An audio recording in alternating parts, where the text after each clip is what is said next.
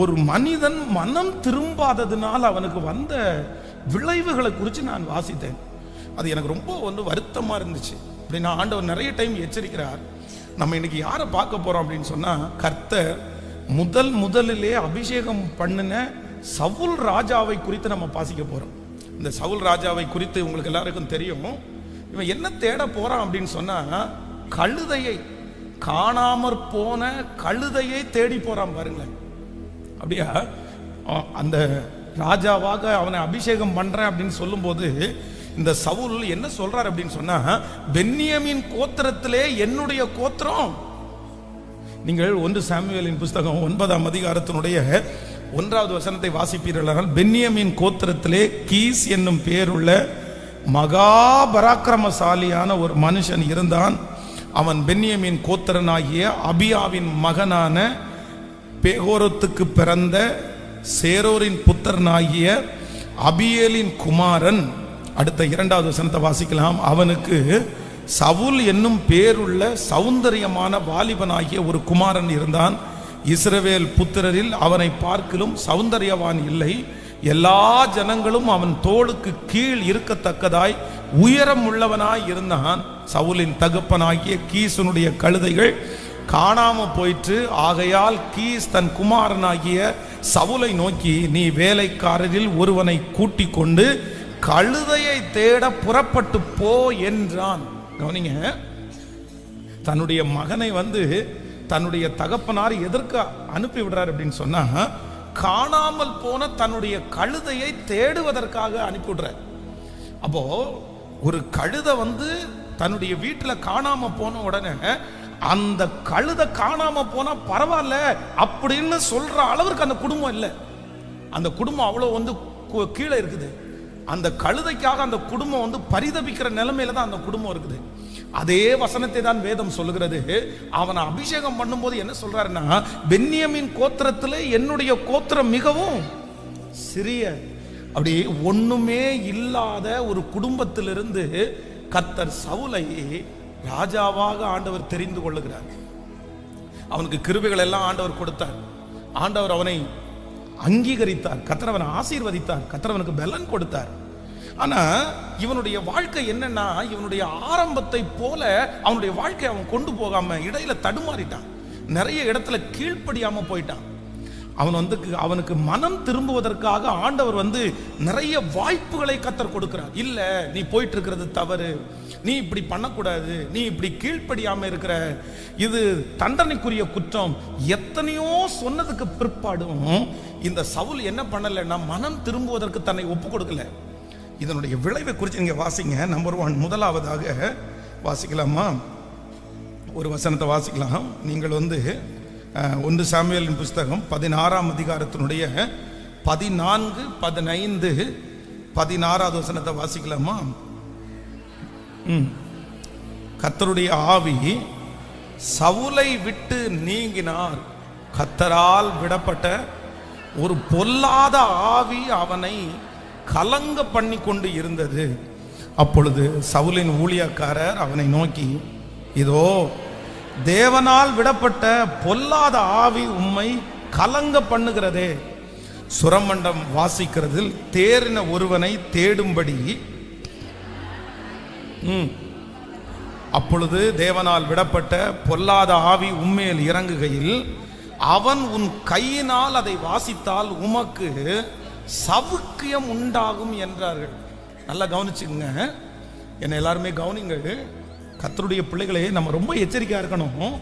சில காரியத்தை குறித்து ஆண்டவர் மனம் திரும்புவதற்கு உங்களை சொல்லும் போது நீங்க அந்த காரியத்தில் என்ன பண்ணிடணும்னா, மனம் திரும்பிடணும். வேண்டாம், இது குற்றம், நீர் பாவம் செய்கிறீர். இந்த சவுல் மனம் திரும்பாம பலி செலுத்துகிறான். மனம் திரும்பல. அப்போ ஆண்டவர் என்ன சொல்றார் அப்படின்னா, பலியை பார்க்கலும் கீழ்ப்படிதலும் ஆட்டுக்கடாக்களின் நிலத்தை பார்க்கலும் கர்த்தருக்கு பயப்படுதலே உத்தமம். இதுக்கு என்ன அர்த்தம் அப்படின்னு சொன்னா, எப்பா நீ மனம் திரும்பாம உன்னுடைய காணிக்கை எனக்கு வேண்டாம்பா. பலியை பார்க்கலும் கீழ்ப்படிதல் என்ன குறைஞ்சதுன்னு நினைக்கிறியா? முதல்ல கர்த்தருடைய சத்தத்துக்கு கீழ்ப்படின்னு சொல்லி ஆண்டவர் இந்த சாமுவேல் தீர்க்கதரிசியின் மூலமாய் எச்சரிக்கிறார். இப்ப என்ன நடக்குது அப்படின்னு சொன்னா, இந்த குடும்பத்திலேயே, பென்யமீன் குடும்பத்திலேயே தேவனுடைய ஆவியை பெற்ற ஒரு மனுஷன் யார் அப்படின்னா சவுல். ஆனால் இவன் மனம் திரும்பாத பட்சத்திலே என்ன இங்க நடக்குது அப்படின்னு சொன்னா, அவனுக்குள்ளே இருந்த தேவ ஆவியானவர் அவனிலிருந்து எடுக்கப்பட்டு இப்ப அவனுக்குள்ள என்ன வருது அப்படின்னு சொன்னா, ஒரு பொல்லாத ஆவி அவனை கலங்க பண்ணுகிறது. நீங்க ரொம்ப ஜாக்கிரதையா இருக்கணும், ரொம்ப ஜாக்கிரதையா இருக்கணும். நீங்க கர்த்தர் உங்களுக்கு சொல்லுகிற வார்த்தைக்கு நீங்க மனம் திரும்பாவிட்டா நமக்கு வருகிற முதல் ஆபத்து என்ன அப்படின்னு சொன்னா, கர்த்தர் நம்மை விட்டு என்ன பண்ணிடுவாராமோ சொல்லுங்க. ஆண்டவர் நம்மளை விட்டு விலகிடுவாரு. ஆண்டவர் நம்மை விட்டு விலகிடுவாரு. ஆண்டவர் விலகினதற்கு பிற்பாடும் 25 வருஷம் இவன் ராஜாவா தான் இருந்தான். ஆண்டவர் இவனை விட்டு விலகினதுக்கு பிற்பாடும் இவன் யுத்தத்திற்கு போனான். ஆண்டவர் இவனை விட்டு விலகினதற்கு பிற்பாடும் இவன் பலி செலுத்துறதுக்கு போனான். ஆண்டவர் இவனை விட்டு விலகினதற்கு பிற்பாடு அவனுடைய ஊழியமோ அவனுடைய ராஜ்யபாரமோ போல. ஆனா என்ன அப்படின்னு சொன்னா, உள்ளுக்குள்ளே இருக்கிற ஒரு நிறைவு இருக்கு பாருங்களேன், அந்த நிறைவு அவனை விட்டு போயிருச்சு. இன்னைக்கு இந்த ஜெபத்தில் இருக்கிற ஆண்டவருடைய பிள்ளைகளே, ஆண்டவர் இல்லாம உங்களுக்கு கோடிக்கணக்கான சொத்து கிடைச்ச பிரயோஜனம் இல்லை. ஆண்டவர் இல்லாம உங்களுக்கு கார் கிடைச்ச பிரயோஜனம் இல்லை. ஆண்டவர் இல்லாம பதவி உயர்வு கிடைச்ச பிரயோஜனம் இல்லை. ஆண்டவர் இல்லாம கணவன், ஆண்டவர் இல்லாம மனைவி நம்முடைய வாழ்க்கையில கிடைச்சி எந்த பிரயோஜனம் இல்லை. ஒரு உண்மையான தேவனுடைய பிள்ளைக்கு மிக அவசியமானது யார் அப்படின்னு சொன்னா, நான் சாகிற வரைக்கும் நீங்க என்ன விட்டு என்ன பண்ணிடக்கூடாது அப்படின்னா சொல்லுங்க. நீங்க என்ன விட்டு போக கூடாதுப்பா, நீங்க என்ன விட்டு போக கூடாதுப்பா. எந்த நேரத்துல ஆண்டவர் சவுலை விட்டு போனாரோ, சவுலை விட்டு போன அடுத்த நிமிஷத்துல பிசாசு அவனுக்குள்ள வர்றதுக்கு ரெடியா இருந்தான் பாருங்களேன், ஆயத்தமா இருந்தான் பாருங்களேன். அவ்வளவுதான். ஆவியானவர் எடுத்துக்கொண்டதுக்கு பிற்பாடு, ஆவியானவர் போனதுக்கு பிற்பாடு உங்களுடைய இருதயம் வெறுமையா இருக்குமானால், ஏற்கனவே போன பிசாசு உலகமெல்லாம் சுத்தி திரிஞ்சு அவருக்கு இளைப்பாறுதலுக்கு இடம் கிடைக்காம திரும்பி உங்களை வந்து செக் பண்ணும்போது உங்களுக்குள்ள ஆவியானவர் இல்லைன்னா, நான் ஒருத்தனா உட்கார்ந்தா இவன் துரத்திடுவான்னு சொல்லி 7 பிசாசை சேர்த்து கொண்டு வந்து உங்களுக்குள்ள உட்காருமாமா. ஏன் அப்படின்னா, சில நேரத்தில் சில மனுஷனுக்குள்ள பிசாசு உட்கார்ந்து சொகுச பார்த்துட்டான் அப்படின்னு சொன்னா அதற்காக ஏங்குவானாம். நம்மளை கண்ட்ரோல்ல வச்சு நம்மை ஆட்டி படைச்சு அவனுடைய ராஜ்யத்தை இந்த உலகத்துல ஸ்தாபிக்கிறதுக்கு பிசாசு நம் ஆண்டவருடைய பேரை கெடுக்கிறதுக்கு நம்மளை பயன்படுத்துவான். நம்ம ரட்சிக்கப்படும் போது, நம்ம ஆண்டவருடைய தொடுதலுக்குள்ள உள்ளாகும் போது, ஆவியானவருடைய நிறைவு உங்களுக்குள்ள வரும்போது பிசாசு வெளியே போயிரும். ஆனா போன பிசாசு சும்மா இருக்காதாமா, அதுக்கு எங்கேயுமே இளைப்பாறுதல் இல்லை அப்படின்னா திரும்ப யாரை தேடும் அப்படின்னு சொன்னா உங்களை தேடுமாமா. இவன் இருக்கானா ஆண்டவருக்குள்ள? இவனுக்குள்ள ஆண்டவர் இருக்காரா? ஆண்டவர் இருக்காரா? நீங்க கர்த்தர் ஏதோ ஒன்றை சொல்லும் போது நீங்க மனம் திரும்பல அப்படின்னு சொன்னா கர்த்தர் எச்சரிச்சுட்டே இருப்பாரு, சொல்லிட்டே இருப்பாரு.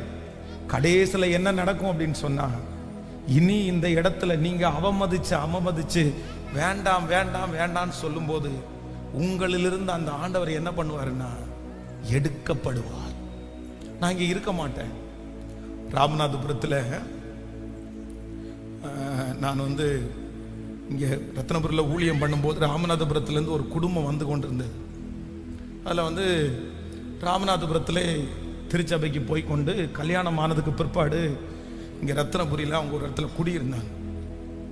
இந்த சாட்சியை வந்து மறக்கவே முடியாது. இந்த சம்பவத்தை என்னுடைய கையில் தூக்குனது சொல்கிறேன். ஒரு வாலிப பிள்ளை, அந்த வாலிப பிள்ளைக்கு 2 குழந்தைகள், ஒரே பிரசவத்தில் 2 குழந்தைங்க. அவங்க வந்து அவங்க அம்மாலாம் ரெகுலராக சர்ச்சுக்கு வந்துட்டு இருந்தாங்க. அப்போ வந்து ஒரு குழந்தை திடீரென்று 2 குழந்தையில் ஒரு குழந்தை இறந்து போயிடுச்சு. அப்போ வந்து இறந்து போன உடனே எனக்கிட்ட சொன்னாங்க, நான் ஜெபம் பண்ணேன். சரி நீங்கள் வீட்டுக்கு வாங்க பாஸ்டர், இன்னொரு குழந்தையும் ரொம்ப பலவீனமாக இருக்குது, நீங்கள் கொஞ்சம் வீட்டுக்கு வர முடியுமா அப்படின்னு கேட்டாங்க.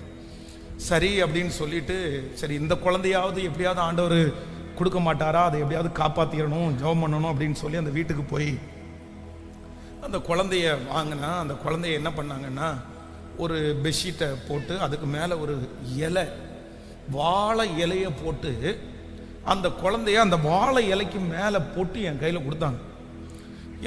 எனக்கு விகற்பமாக இருந்துச்சு. என்ன அப்படின்னு சொன்னால், பொதுவாக உடம்புல தீ காயம் பட்டவர்களை வந்து வாழை இலையில படுக்க வைக்கிறது அப்படி நம்ம பார்த்துருக்குறோம். இந்த குழந்தைய போய் ஒரு வாழை இலையில படிக்க வச்சு என் கையில் கொடுக்குறாங்களேன்னு பார்த்தா, ஒரு தீ பட்ட ஒரு குழந்தையினுடைய உடம்பு எப்படி இருக்குமோ அப்படியே அந்த குழந்தையினுடைய உடம்பு இருக்குது. அப்போ இந்த புருவத்துக்கு பக்கத்தில் பார்த்தீங்க அப்படின்னு சொன்னால் ஒரு அழுக்கு இருந்தது மாதிரி இருக்குது. உடனே நான் வந்து ஒரு கையில் அந்த குழந்தைய இப்படியே வச்சுட்டு, சரி அதனுடைய நெற்றியில் இருக்கிற அந்த அழுக்கா இருக்கலாம் அப்படின்னு சொல்லி தொட போகும்போது அந்த பாட்டி, அந்த குழந்தையினுடைய பாட்டி அங்கேருந்து கத்தி, பாஸ்டர் தொட்டுறாதீங்க அப்படின்னா. ஏன் அப்படின்னு சொன்னால், நீங்கள் அந்த உடம்பு தொட்டுட்டீங்கன்னா அந்த பிள்ளை தொட்ட உடனே அந்த பிள்ளையினுடைய அந்த தோல் வந்து கையோட வந்துருமாம். கொடுமையான அந்த குழந்தை கத்திட்டே இருக்கு, அந்த குழந்தை அழுதுட்டே இருக்குது. என்னால் தாங்கவே முடியல. அப்போ அதற்காக ஜெபம் பண்ணி முடிச்சுட்டு அந்த ரெண்டு நாளைக்குள்ளாக அந்த குழந்தையும் இறந்துருச்சு. அப்போது அந்த வாலிப தங்கச்சி வந்து சர்ச்சில் வந்தாங்க. இப்போ ஏன் இப்படி நடந்துச்சு, நீ ஆண்டவருடைய பிள்ளை தானே, ஆண்டவர் எப்படி இதை அனுமதிச்சார் அப்படின்னு சொல்லும்போது அந்த பிள்ளை முழங்கால் படிட்டு, எனக்கு ஒரு மன்னிப்புக்காக நான் வந்திருக்கிறேன். நான் வந்து இதே கோயம்புத்தூரில் ஒரு திருச்சபையில் நான் வந்து ஒரு யூத் லீடராக நான் இருந்தேன். என் கையில் பாஸ்டர் எல்லா பொறுப்பையும் கொடுத்துருந்தாரு. அப்போ நான் வந்து உலகத்தில் இருக்கிற ஒரு புற மதத்தில் இருக்கிற ஒரு பையனை நான் காதலித்தேன். நான் வந்து எத்தனையோ பேர் சொன்னாங்க, என்னுடைய பாஸ்டர் சொன்னார், எங்கள் அம்மா அப்பா சொன்னாங்க, நீ அவசரப்படாத, நீ எல்லாம் பண்ணாத, நான் எல்லாரிடத்துலையும் நான் மாற்ற முடியாதா, நான் ரட்சிக்கப்பட வைக்க மாட்டேனா, நான் அவங்க எல்லாரையுமே எதிர்த்து சண்டை போட்டு நம்ம கடவுள் மட்டும்தான் கடவுளா, எல்லாமே கடவுள் தான் அப்படின்னு சொல்லி ஆண்டவரையே தூசிச்சு கோயம்புத்தூர்ல இருக்கிற கோயிலுடைய பேரை சொல்லி அந்த இடத்துல நானும் அந்த பையனும் போய் மலைக்கு போய் ஒரு மஞ்சக்கயிறை எடுத்துட்டு போய் அந்த விக்கிரகத்துக்கு முன்னாடி நான் தாலி கட்டினேன். என்ன அவன் தாலி கட்டும் போது நல்லா தான் இருந்துச்சு. அந்த நிமிஷத்துல ஏதோ அந்த இடத்துல வந்து என்னுடைய உடம்பு வந்து குளிர்றது மாதிரி தெரிஞ்சிருச்சு. எனக்கு ரொம்ப குளிர் இருந்துச்சு. எனக்கு ஏன்டா இப்படி குளிருது அப்படின்னு நினைச்சேன். ஆனால் பைக்கில் வரும்போது அவனே கட்டி பிடிச்சி தான் வந்தேன். ரொம்ப குளிர், காய்ச்சலாக இருந்துச்சு. ஆனால் நான் ஒன்று உணர்ந்தேன், அன்னைக்கு அந்த விக்கிரகத்துக்கு முன்னாடி போய் நிற்கும் போது எனக்குள்ளே இருக்கிற பரிசுத்த ஆவியானவர் எடுக்கப்பட்டு எனக்குள்ள வேற ஏதோ ஒரு ஆவி உள்ள புகுந்தது மாதிரி நான் ஃபீல் பண்ணேன். அன்னையிலிருந்து நான் நல்லா இல்லை, நான் சந்தோஷமா இல்லை, நான் வெற்றியா இல்லை. எனக்கு ஒன்று மட்டும், எனக்கு இறந்து போன குழந்தை கூட எனக்கு வேண்டாம். எனக்கு யார் வேணும் அப்படின்னு சொன்னா, எனக்கு இயேசு திரும்ப வேணும். எனக்கு அவர் எனக்குள்ள வேணும். எனக்கு அதுக்காக ஜெபம் பண்ணுங்கன்னு அந்த பிள்ளை கத்துன அந்த கதறல் இன்றைக்கு வரைக்கும் என் காதுல கேட்குது. இன்றைக்கு இந்த சத்தத்தை கேட்கிற ஆண்டவருடைய பிள்ளைய, எல்லாத்தையும் நீங்க மறைச்சிருக்கலாம், ஆண்டவர் உங்களை பத்திரப்படுத்தி இருக்கலாம், உங்களை எல்லாருமே நம்பலாம், உங்களை எல்லாருமே நல்லவங்கன்னு சொல்லலாம், நீங்க ஜெபிக்கிறவங்கன்னு சொல்லலாம். இப்ப கூட இந்த சர்ச்சுக்கு வந்திருக்கிறீங்க, இப்ப கூட இந்த சத்தத்தை கேட்கும்போது உங்களை பார்த்து நிறைய பேர் உன்ன மாதிரி நான் இருக்க முடியலையே, உன்ன மாதிரி நான் ஜெபிக்க முடியலன்னு ஆசைப்படுற அளவுக்கு உங்களுடைய ஸ்பிரிச்சுவல் குவாலிட்டி இருக்கலாம், உங்களுடைய ஊழியம் இருக்கலாம். நீங்க எல்லாரை விட ஊழியம் செய்யலாம், நீங்க எல்லாரை விட ஜெபிக்கலாம், நீங்க எல்லாரை விட ஆண்டவருடைய ஊழியத்தை தாங்கலாம். ஆனா ஆண்டவர் என்ன எதிர்பார்க்கிறார் அப்படின்னு சொன்னா, இல்ல, ஒரு காரியத்தை கர்த்தர் எச்சரிக்கும் போது நீங்க எச்சரிக்கை கேட்காவிட்டால் உங்களுக்குள்ள ஆவியானவர் என்ன பண்ண மாட்டாருன்னா, உள்ளுக்குள்ள ஆண்டவர் இருக்கவே மாட்டார். இந்த சுத்திகரிப்பு ஜெபத்துல ஃபர்ஸ்ட் என்ன ஜெபிக்கணும்னா, எனக்கு ஒண்ணுமே வேண்டாம், ஆனா நீங்க மட்டும் என்னை விட்டு என்ன பண்ணாதீங்கன்னா, சத்தமா சொல்லுங்க. இஸ்ரவேல் ஜனங்களை பிரயாணத்தில் கொண்டு போகும்போது போகிற வழியில இஸ்ரவேல் ஜனங்கள் ரொம்ப பிரச்சனை பண்ணும்போது மோசையை பார்த்து ஆண்டவர் சொல்றாரு, இந்த ஜனங்கள் வணங்கா கழுத்துள்ள ஜனங்கள், அதனால என் சமூகம் உனக்கு முன்பாக செல்லும், நான் உனக்கு இளைப்பாறுதலை தருவேன் அப்படின்னு சொல்லும் போது மோசே என்ன சொல்றாரு அப்படின்னு சொன்னா, ஆண்டவரே இந்த சமூகம் சொல்லும், தூதன் சொல்லுவான், இந்த வார்த்தையெல்லாம் என்கிட்ட பேசாதீங்க, நீர் என்னோடு கூட வராவிட்டால் என்னை இவ்விடத்திலிருந்து அனுப்பாதிரும், என்னை இவ்விடத்திலிருந்து அனுப்பாதிரும். இத்தனைக்கும் ஆண்டவர் சொல்றாரு, நீ போப்பா, உனக்கு ஒன்னும் பிரச்சனை இல்லை, என் சமூகம் உனக்கு முன்பாக சொல்லும், உனக்கு டென்ஷன் இல்லை, உனக்கு கவலை இல்லை, உனக்கு நான் இளைப்பாறுதல் தருவேன். ஆனா நம்ம நிறைய பேர் பைக்லையும் நிறைய பேர் கார்லையும் வந்து என் சமூகம் உனக்கு முன்பாக செல்லும், என் சமூகம் உனக்கு முன்பாக செல்லும் அப்படின்ற வாக்குத்தத்தத்தை நம்ம போடுறோம். ஆனா உண்மையிலேயே இந்த வாக்குத்தத்தம் வந்து மோசே வந்து ரிஜெக்ட் பண்ண வாக்குத்தத்தம், எனக்கு வேண்டான்னு சொன்ன வாக்குத்தத்தம். எனக்கு உங்க சமூகம் முன்னாடி போக வேண்டாம், எனக்கு யாரு முன்னாடி போகணும் அப்படின்னு சொன்னா நீங்க எனக்கு முன்பாக போகிற அந்த தலைமைத்துவம் இருந்தால் எனக்கு போதுமானது, போதுமானது. ஆண்டவரே, நீங்க இல்லாத உயர்வு எங்களுக்கு வேணாம்ப்பா, நீங்க இல்லாத ஆசீர்வாதம் எங்களுக்கு வேணாம் ஆண்டவரே, நீங்க இல்லாத புகழ்ச்சி எங்களுக்கு வேண்டாம் ஆண்டவரே, நீங்க இல்லாத தலைமைத்துவம் எங்களுக்கு வேண்டாம் ஆண்டவரே, நீங்க இல்லாத வாழ்க்கை எனக்கு வேண்டாம் ஆண்டவரே. கையை உயர்த்தி ஒவ்வொருத்தரும் சொல்லுங்க, ஆண்டவரே நீங்களே இல்லாத அந்த ஆசீர்வாதம் எனக்கு எதுக்கு, நீங்க இல்லாத அந்த பையன் எனக்கு எதுக்கு, நீங்க இல்லாத பொண்ணு எனக்கு எதுக்கு, நீங்க இல்லாத அந்த பணம் எனக்கு எதுக்கு, நீங்க இல்லாத அந்த வீடு எனக்கு எதுக்கு, எனக்கு வேண்டாம் ஆண்டவரே. ஒரு புது வருஷத்துக்குள்ள என்ன கையை பிடிச்சு நீங்க கொண்டு போறதுக்கு முன்னாடி என் கூட நீங்க இருக்கிறீங்கன்றத நிரூபிச்சிட்டீங்கன்னா போதும். உங்களை துக்கப்படுத்துறது மாதிரி ஏதாவது இருக்கும்னா என்ன மன்னிச்சிருங்க ஆண்டவரே, நீங்க எனக்கு வேணும், நீங்க எனக்கு வேணும், நீங்க எனக்கு வேணும், நீங்க எனக்கு வேணும். கையை உயர்த்தி எல்லாரும் கேட்கலாம், நீங்க எனக்கு வேணும் ஆண்டவரே, நீங்க எனக்கு வேணும் ஆண்டவரே. பிரதர் மனம் திரும்பி இருங்க, பிரதர் சிஸ்டர் மனம் திரும்பி இருங்க, சிஸ்டர் வாலிப தம்பி மனம் திரும்பிரு, வாலிப தங்கச்சி மனம் திரும்பிரு. எத்தனையோ பேர் இருந்த போதிலும் இந்த சத்தத்தை கத்தர் ஒன்ன கேட்க பண்ணுறாரு அப்படின்னா உன் மேல ஆண்டவருக்கு ஒரு பெரிய பாசம் இருக்குது. நீ செஞ்சிட்டு இருக்கிற அந்த பாவத்திலிருந்து மனம் திரும்பு, அந்த அக்கிரமத்திலிருந்து மனம் திரும்பு, அந்த கீழ்ப்படியாமையிலிருந்து மனம் திரும்பு. அந்த காரியம் வேண்டாம், அந்த காரியத்தை குறித்து கத்தர் எச்சரிச்சுட்டே இருக்காரு. இது உனக்கு நல்லதில்லை, அதை எச்சரிச்சு எச்சரிச்சு ஆண்டவர் உன்னை விட்டு போகிறதுக்கு முன்னாடி, ஏசப்பா நீங்க என்னை விட்டு போக வேண்டாம், நான் இந்த விஷயத்தை விட்டுறேன் ஆண்டவரே. நன்றி ஆண்டவரே, நன்றி நன்றி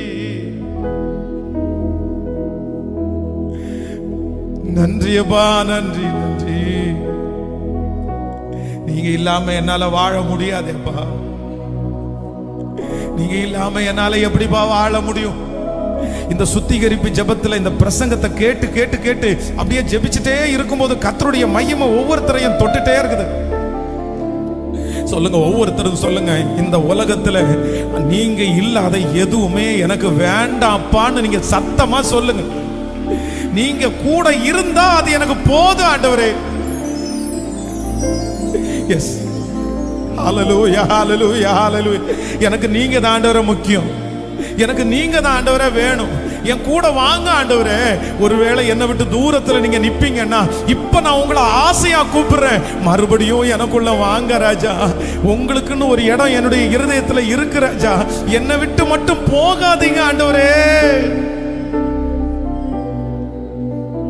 நன்றி நன்றி நன்றி நன்றி.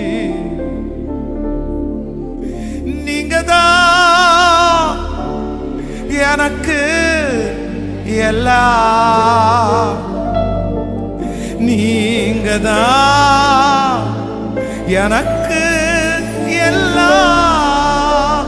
சொல்லுவோம், நீங்க தான் எனக்கு எல்லாம், நீங்க தான் எனக்கு எல்லாம். நீங்க எல்லாம் என்னால் வாழவே முடியாது, உங்க நினைவெல்லாம் ஒரு நொடி கூட இருக்கவே முடியாது, என்னால் இருக்கவே முடியாது. சொல்லுங்க எல்லாரும், நீங்க எல்லாம் என்னால் வாழவே முடியாது, உங்க நினைவெல்லாம் ஒரு நொடி கூட இருக்கவே முடியாது, என்னால்